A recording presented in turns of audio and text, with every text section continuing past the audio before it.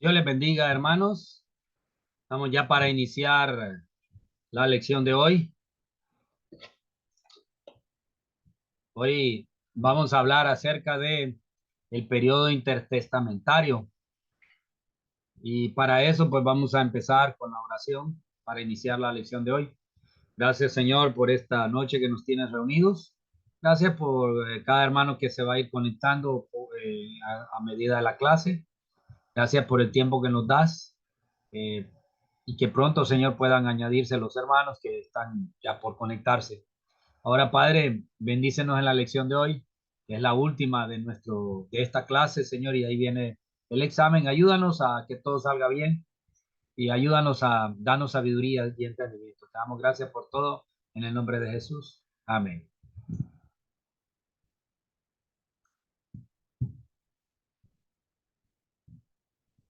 Ok, vamos a,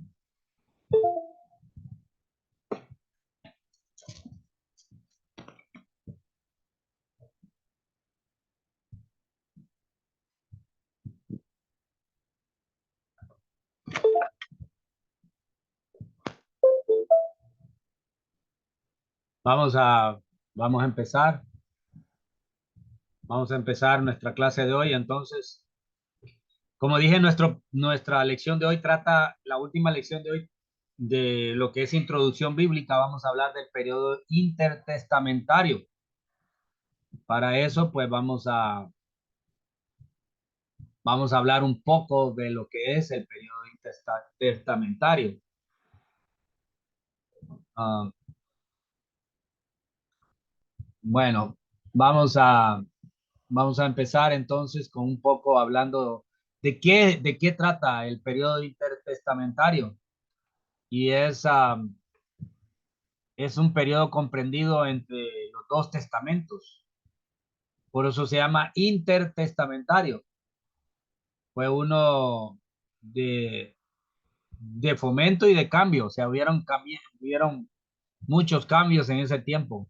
Se reorganizaron los grupos de poder tradicionales y hubo una transición cultural de, del Oriente cercano que había durado dominado en ese lugar, en ese tiempo, por 3000 años. Entonces, hay un periodo entre el libro de Nehemías y nacimiento de Cristo.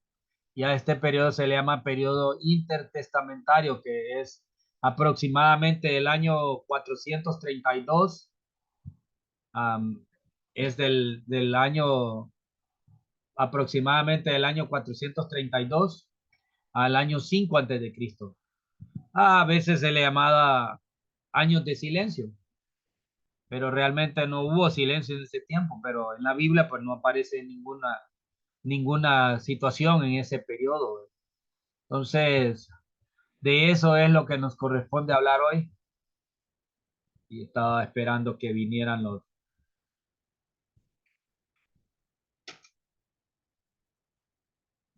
Bueno, espérame.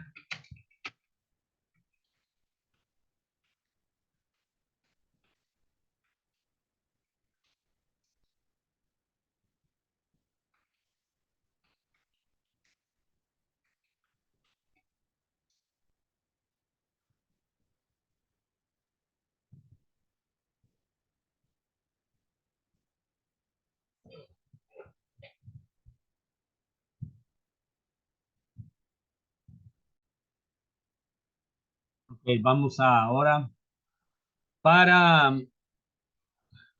Quiero solo empezar a esperar a unos hermanos que ya se están conectando.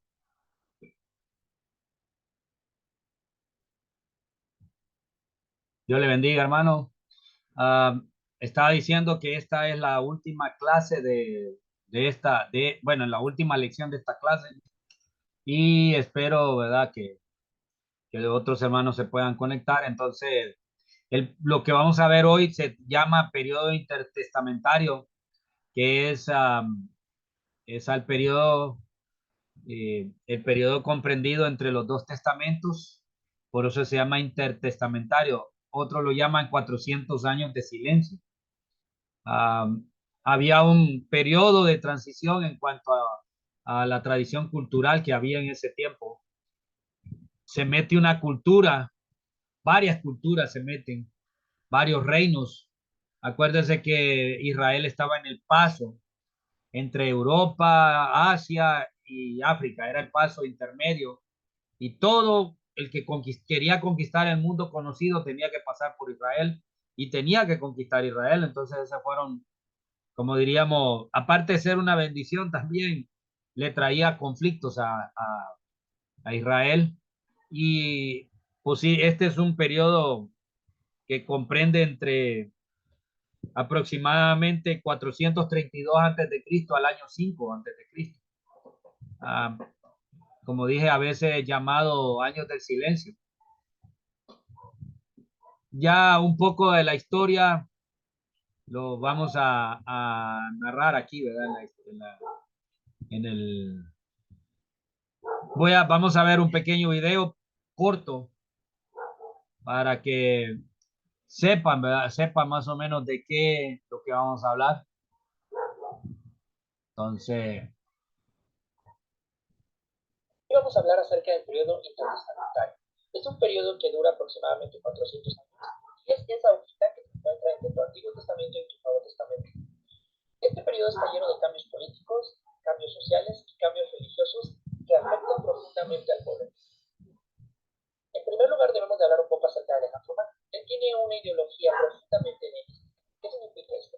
Significa que busca unificar a todos los países y todas las culturas que están gobernando por medio de una ideología y de una filosofía común. Esto lo heredan sus generales. Eunuco I, que tiene varios descendientes, intenta por medio de varios esfuerzos unificar a este grupo de personas que él gobierna. Y este grupo de personas que gobierna es en particular el pueblo judío y las áreas alrededor. Entre sus descendientes, dos de los más importantes que debemos de mencionar son Antíoco el Grande y Antíoco IV el Pífano. Ellos dos son muy interesantes porque llevan a cabo una serie de políticas que empieza a provocar ciertas ofensas en contra del pueblo de Israel. El pueblo de Israel eventualmente responde ante estas ofensas por una muy importante rebelión. Durante el periodo intertestamentario se escribió una gran cantidad de escritos que se conocen como escritos deuterocanónicos. Estos escritos sirven como testimonios históricos de varios de los cambios que se empiezan a dar en este periodo. Uno de los más importantes con respecto a Antíoco Epífanes son los libros de Macabeos, primera y segunda carta. Ahora, los libros de Macabeos son muy interesantes porque nos narran toda esta rebelión por parte del pueblo judío en contra del imperio de Eunuco I y la libertad que logran adquirir. Eventualmente los transforman nosotros tenemos como una dinastía Hasmonea. Y esta dinastía se vuelve muy celosa de la religión judía, se vuelve una gran defensora del templo y se empieza a expandir cada vez más alrededor de su región. Esta expansión se detiene con la conquista de Pompeyo sobre Jerusalén en el 63 a.C. Eventualmente Pompeyo y Roma establecen a Herodes el Grande, que se encarga de gobernar toda esta zona cuando se da el nacimiento de Cristo. Algo muy importante también acerca de este periodo de más o menos 400 años es que durante él, Ptolomeo II comisiona, que era otro de los generales de Alejandro Magno, comisiona la traducción de textos hebreos al griego. Y estos textos se traducen por parte de 72 académicos hebreos o judíos que se dividen, cada quien se va por su lado, traducen las escrituras y luego hacen una comparación de lo que traducen. Interesantemente, las escrituras son completamente traducidas a perfección y no hay ningún error entre lo que cada uno de ellos traduce. En muchos casos, esto habla bastante bien de la tradición literaria del pueblo judío. La Septuaginta, incluso hoy en día podemos tener acceso a ella. Es un libro muy interesante, se traduce del griego a varios idiomas y consiste principalmente del Torah. Ahora, otra cosa importante acerca de este periodo es la aparición de las sinagogas. Las sinagogas que empiezan a aparecer dentro de lo que son la jurisdicción del pueblo judío a causa de la necesidad de hospitales, centros de educación, centros comunitarios y casas de adoración portátiles. Son portátiles porque algunos de los judíos se encuentran muy lejos del templo, ya se reconstruyó por una segunda vez y está en Jerusalén, y por lo tanto necesitan un lugar donde adorar. Como no pueden ir al templo, construyen pequeños templos donde ellos pueden adorar. Eventualmente, después de la destrucción del segundo templo, las sinagogas quedan como los lugares principales de adoración del pueblo judío. Ahora, otra cosa muy importante acerca de este periodo es la aparición de 4 grupos que escuchamos mucho en los evangelios. El primer grupo son los celotes. Es un grupo de revolucionarios muy parecido a los macabeos, pero que en este caso intentan lograr la independencia del Imperio Romano. Otro grupo importante son los saduceos. Los saduceos son un grupo de estudiosos de la ley y de estudiosos de los escritos sagrados hebreos, pero pertenecientes exclusivamente a la clase alta. Ahora, algo interesante acerca de ellos es que una de sus funciones principales era encargarse de cuidar el templo. El tercer grupo son los escenos. Los escenos era un grupo que estaba muy distante de las comunidades y que principalmente se mantenía en un constante como celo por las escrituras, e incluso dentro de ellos habían 2 divisiones importantes, que eran los joseanos y los nazarenos. Disculpen si no mencioné bien el primero. Menciono a los nazarenos porque recuerden que a esto se le atribuye mucho a Jesús de Nazaret. Eso es muy interesante. Ahora, el cuarto grupo, que tal vez es el más famoso, son los fariseos. Los fariseos son un grupo que no surge de las clases altas, sino al contrario, surge del pueblo como tal. Son un grupo de profundos estudiosos, son muy celosos de las escrituras y de la separación del pueblo con otros pueblos, o sea que ellos intentan mantener al pueblo judío lo más puro posible, y además de eso, ellos son los únicos que sobreviven después de la destrucción del segundo templo. Eventualmente, ellos ponen las bases de lo que es las prácticas rabínicas en el judaísmo actual. Todo esto acontece con mucha importancia porque se empieza a preparar bastante lo que es el mundo para la llegada de Cristo. Muchas de las instituciones y personajes históricos y ideologías a las que Cristo se enfrenta aparecen durante el periodo de los 400 años. Por lo tanto, es muy interesante poder estudiarlo y poder investigar un poco más acerca de los distintos fenómenos que se dan durante esta época. Espero que les haya gustado el video. Si les gustó, denle un like y por favor suscríbanse y también hagan preguntas. Ok. Entonces, esto es un poco, ¿verdad? Este es un resumen corto de lo que es el periodo intertestamentario. Ahí fue donde aparecieron los diferentes grupos que después aparecen en el Nuevo Testamento. Vimos el grupo de los nacionalistas, ¿verdad? Los esenios también otro grupo. Vimos también los fariseos y los saduceos. Entonces son los grupos que aparecen. Acuérdense que el periodo intertestamentario es después del tiempo de Nehemías, cuando Nehemías reedifica el templo y se vuelve a hacer la adoración en el templo. Entonces, a ese periodo se le llama periodo intertestamentario. Entonces, vamos a ver un poquito, a hacer un poquito referencia, ¿verdad? De ese periodo. Entonces, primero, un poco lo que sucede, esto dice ahí que el periodo intertestamentario inicia como en el año 455 antes de Cristo al año 5 antes de Cristo. Un poco los acontecimientos que surgieron ahí, ¿verdad? No es el que quería compartir primero. Voy a compartir el primero. Esta es. Ok. Desde el tiempo de Nehemías hasta este tiempo. Aquí hay un poco de la cronología, ¿verdad? De los grupos que regresaron del tiempo de Esdras y de Nehemías. El primer grupo que llega es el grupo de Esdras. Esdras, acuérdense que era eh, alguien que inició la adoración, era un sacerdote. Él reinicia la adoración en el templo. Nehemías es un estadista que llega a reconstruir el templo. Y esto fue por órdenes del rey Artajerjes en 400 antes de Cristo. Entonces, el primer grupo fue dirigido por Zorobabel. dice que hubieron 42,000 judíos en el año 537 a.C. por el edicto de Ciro. En el libro de Esdras aparece esa referencia.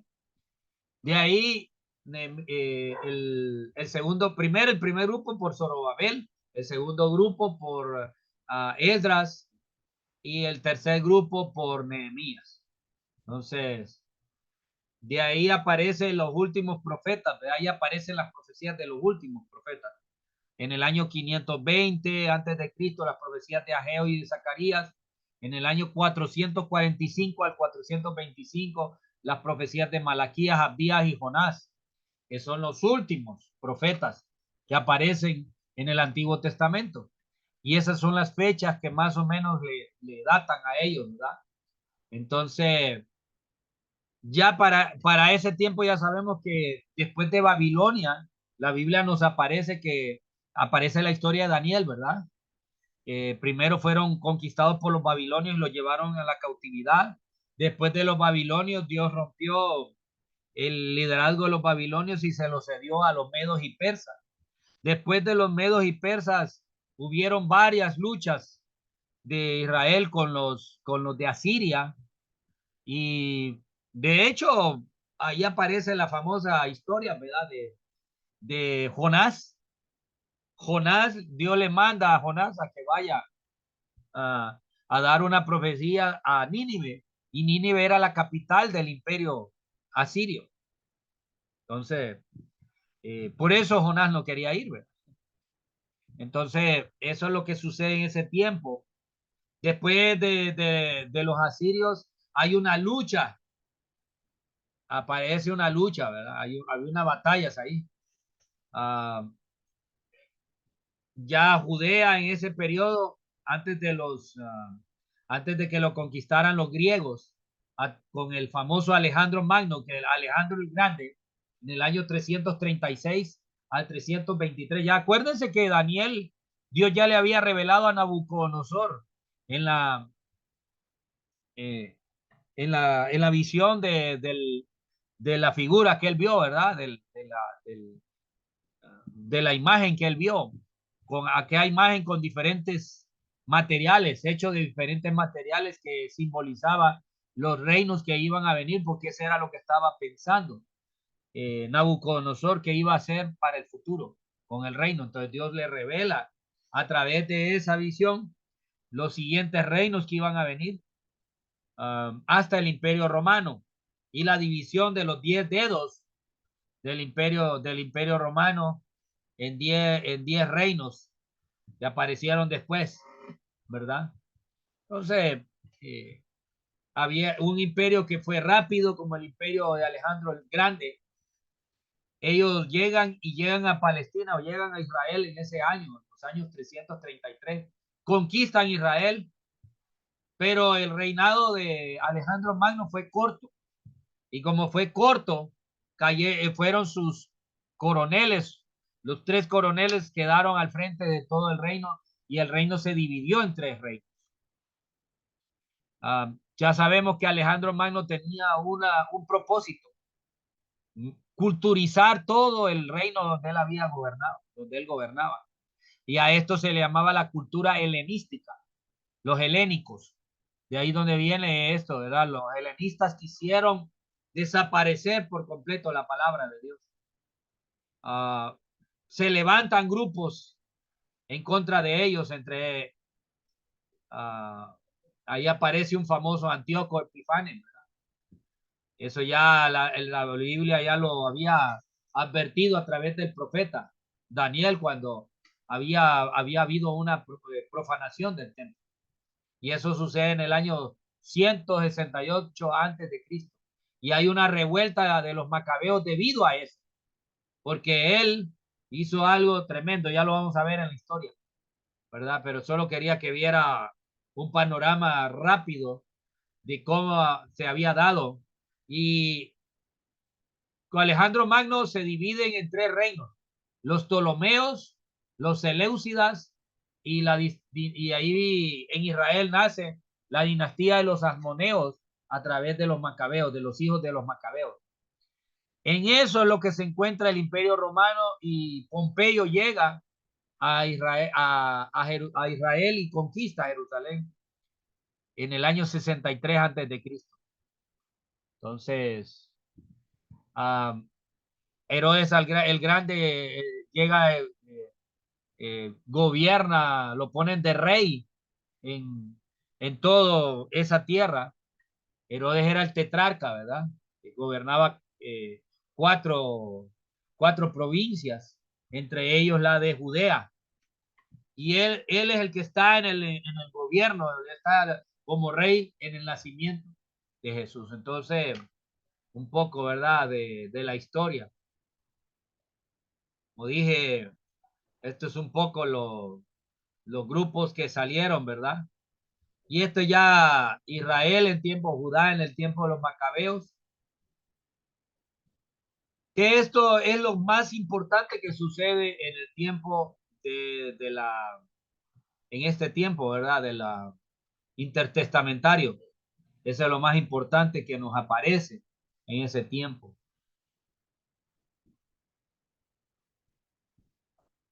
¿Okay? Vamos a ver, y el último.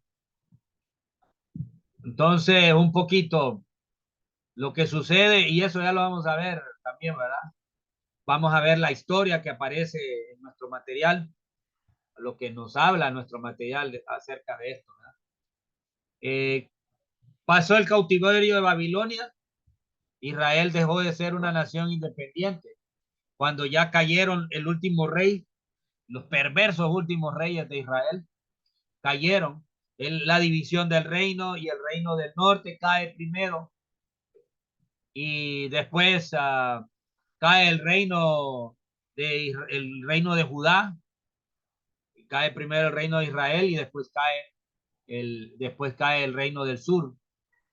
Entonces, hubo una sucesión de imperios en ese tiempo.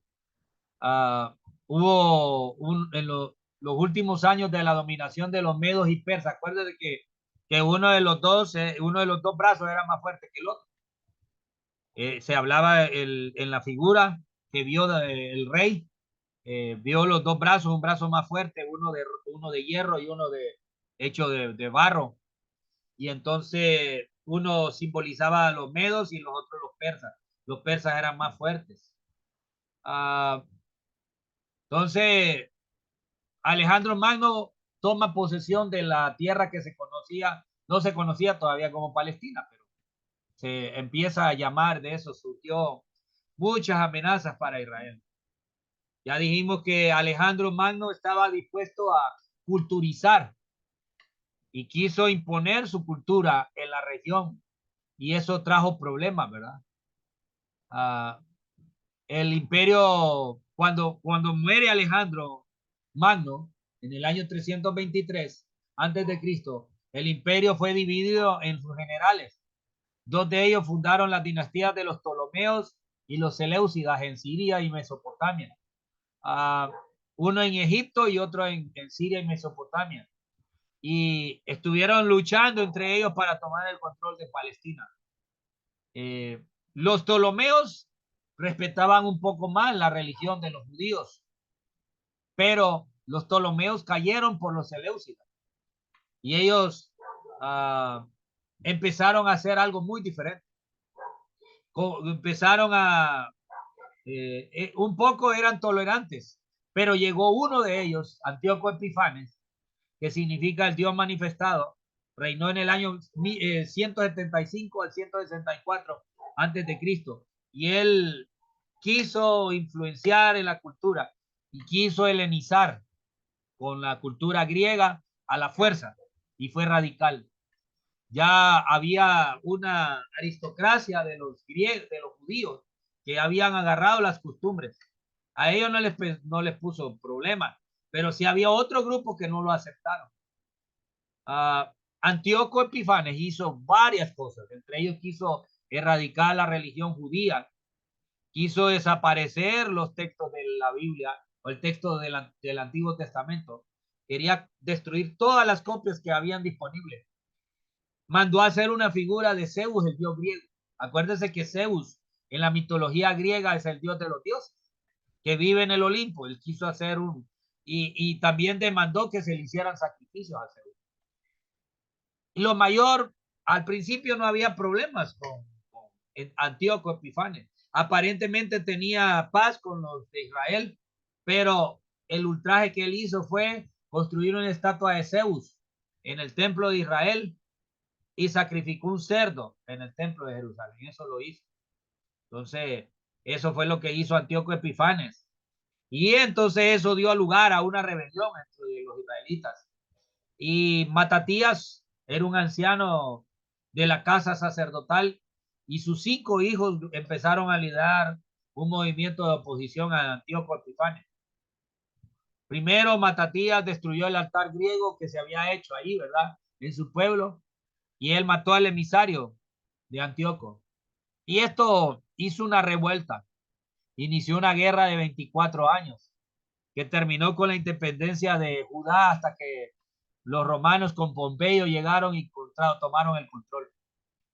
Ahora, este triunfo no fue muy fuerte porque al final siempre cayó, ¿verdad? Esta dinastía. A veces no se distinguía con esto porque muchos de ellos se adaptaron a la cultura griega y hubo una nueva dinastía que se llamaba los Asmoneos y ellos apoyaron a este grupo de los que apoyaban la cultura griega. Los únicos que se opusieron fueron los fariseos y fueron perseguidos. Ellos llegaron a su fin en el año 63, cuando Pompeyo llegó, ¿verdad? Y conquistó todo el oriente para Roma, tomó a Jerusalén y la sitió 3 meses en el templo. Hizo una masacre ahí. Se cree que en ese tiempo fue cuando ya se había sacado el templo. En las primeras invasiones ya se había sacado los textos que después aparecen en las cuevas de Qumran, ¿verdad? Ahora, en este tiempo hay 3 obras significativas que se dan en este tiempo, que es la Septuaginta que oímos que fue hecho por 72 ancianos en Israel, que tomaron una recopilación de los textos antiguos para, eh, para ver cuáles eran los autoritativos. De ahí aparecieron los famosos libros apócrifos y los famosos rollos del Mar Muerto. Entonces la Septuaginta, la leyenda judía cuenta que 72 eruditos, bajo el patrocinio de Ptolomeo Filadelfo, se reunieron en una isla cerca de Alejandría y produjeron la traducción griega del Antiguo Testamento en 72 días. Y esta traducción es de la palabra 70, septua, quinta, es de la palabra en latín. Por eso se le puso ese nombre y el número romano de 70 se usa como abreviatura de esta traducción. Se tradujeron los libros, por lo menos los libros de Moisés se tradujeron aproximadamente en el año 250 antes de Cristo. Y lo usaron los judíos de habla griega en Alejandría. Y el resto del Antiguo Testamento y libros no canónicos se incluyeron en la Septuaginta antes del comienzo de la era cristiana. Entonces, ya sabemos que la Septuaginta llegó a ser la Biblia de los judíos en el tiempo de Jesús. Ya esa era la Biblia que se conocía del Antiguo Testamento, ya que los de Alejandría no hablaban hebreo y esa la usaban ellos, los mismos judíos de Alejandría. Esa es un poco de la historia, ¿verdad? De ahí vemos la palabra apócrifos. Se usa la palabra griega que significa oculto y escondido. A veces los han tildado de falsos, pero realmente no es en sí que son libros falsos, sino que es un cuerpo de escritos, una colección, una variedad de libros. Entre ellos hay un libro de Segunda de Esdras también. Con excepción de ese libro, se escribieron todos en este periodo. Por eso, normalmente no se usaron como una autoridad en el cristianismo romano y no se usaron en el canon del Antiguo Testamento. Hoy creemos, ¿verdad? Los cristianos protestantes aceptamos el que fue escrito en el segundo siglo. Aunque después de la caída de Jerusalén y la destrucción del templo en el año 70 después de Cristo, hay bastantes, ¿verdad? Bastantes discusiones. Un momento.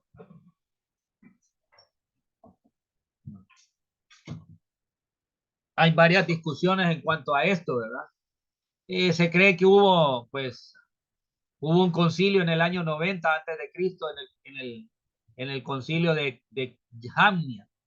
Entonces ya la iglesia primitiva usaba la Septuaginta y no aceptó este nuevo canon que se hizo, ¿verdad? Hubo desacuerdos y todo esto, pero después la iglesia católica hizo sus concilios en el Trento en el 1546 y el concilio vaticano en 1869. Usaron el canon alejandrino más largo, donde incluye los apócrifos. Ya sabemos que son algunos libros que nosotros no aceptamos o no los usamos. No es que son libros malos, sino son libros históricos. No se aceptan, no los aceptaron porque no encontraron valor teológico en estos libros. Y más que todo es un poco de historia, ¿verdad? De ahí en el año 1947 había un pastor árabe accidentalmente entró en una cueva de las montañas y encontró los manuscritos más grandes de los tiempos modernos. Y a esto se le llaman los rollos del Mar Muerto. Incluían libros del Antiguo Testamento, unos cuantos apócrifos, obras apocalípticas y pseudopigráficos, o sea, algunos que se creen que son de héroes antiguos de la fe. Y un sinnúmero de libros peculiares de la secta que los originó. Entonces, hay algunos libros que no lo aceptaron la iglesia, pero sí aparecieron libros del Antiguo Testamento que sí eran aceptados y estaban incluidos en la Septuaginta. Hay algunos salmos, Deuteronomio, Isaías y los libros que más se usan con frecuencia en el Nuevo Testamento. Ese es un libro, el descubrimiento más extraordinario en esa cueva fueron el rollo completo de Isaías que tenía 8 metros de largo. Entonces, hubieron varios desarrollos sociales. Los judíos en tiempos de Jesús hubieron algunos cambios, ¿verdad? Sociales ahí. Primero, pues había una diáspora, era la dispersión de Israel. Comenzó primero, Dios estaba llamando a sus tribus que estaban lejos, ¿verdad? Se encontraban lejos de la tierra santa, lejos del templo. Y como no habían templo de Israel, desarrollaron algo que se llamaba la sinagoga. Eso sucedió a través de la diáspora y la sinagoga fue la manera como ellos buscaron un lugar a donde enseñar la Torah o la ley. Entonces, de ahí aparecen diferentes grupos sociales en Israel, los saduceos. A ellos les gustaba que todos siguieran su status quo. Ejercían poder político y controlaban al sumo sacerdote. Los saduceos eran los del alto poder ahí. Se cree que fueron los que estaban detrás de la muerte de Jesús. Ellos rechazaban escritos religiosos que no fueran la Torá y cualquier otra doctrina como la resurrección. Por eso los saduceos rechazaban la resurrección, porque para ellos no aparecían los 5 libros de la Torá. De ahí, como dije, apareció la sinagoga y cuando regresaron del exilio, trajeron una nueva forma de expresión religiosa. Y el centro de esa expresión religiosa era la sinagoga. Y el judaísmo se formó en una fe que podía practicarse en cualquier lugar donde pudiera llevarse la Torá. Acuérdese que antes se creía que solo el templo era el único lugar donde se podía adorar. Acuérdese a la mujer samaritana diciéndole a Jesús, es que ustedes los judíos solo dicen que En Jerusalén es el único lugar, en el templo es el único lugar donde se puede adorar. Acuérdese que había esa lucha, ¿verdad? Había esa batalla y los samaritanos no se les permitía, a ellos no se les permitía entrar al templo. Y porque no se les permitía entrar al templo, primero fue por la división del reino, que Jeroboam hizo un lugar de adoración en Samaria. Y eso apartó al pueblo de la verdadera adoración, porque eso hizo que el pueblo adorara a otros dioses. Entonces, esto es un poco de las cosas sociales que se dieron en ese lugar. Entonces, no sé si hasta ahora hay alguna pregunta,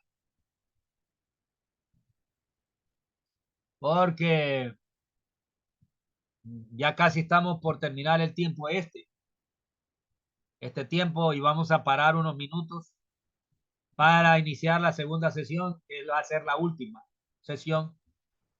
Entonces, no hay preguntas. Entonces, hermanos, nos vamos a ver en un Estamos bien, momento. estamos bien. Vamos a vernos un momento y ahí vamos a discutir, ¿verdad? En la otra sesión.